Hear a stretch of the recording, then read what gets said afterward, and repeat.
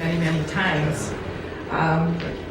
We're going to go in, we're going to work together with both sides, and we'll all have a lot to say, I'm sure.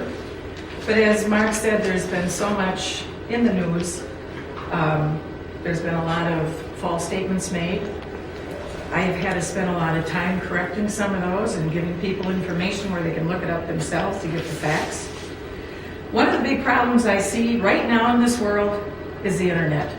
I think the internet is great for some things, but you folks are, you're right there for us. If we see that you put something in your news that we don't agree with, we can always call you up and say, gee, where did you get that information or something? It can be corrected.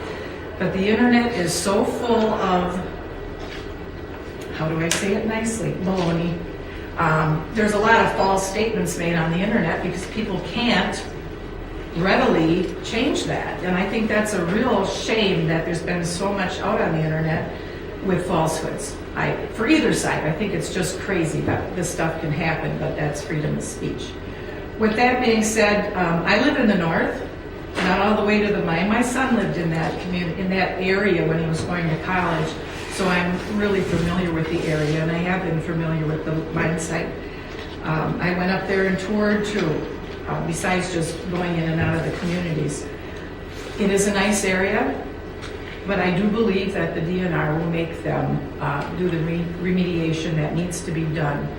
And who knows what it'll turn into. We have the Lake Wazee, that's quite a park right now, and that was a mine.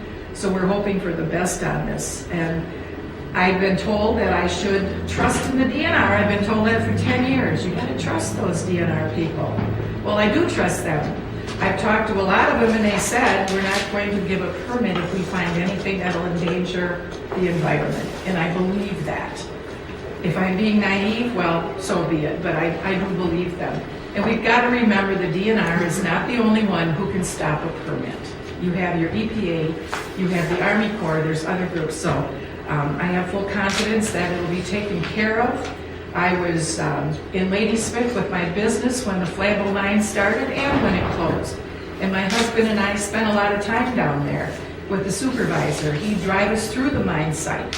And now it's been taken care of. I think it's a nice place for the community. Did a good job.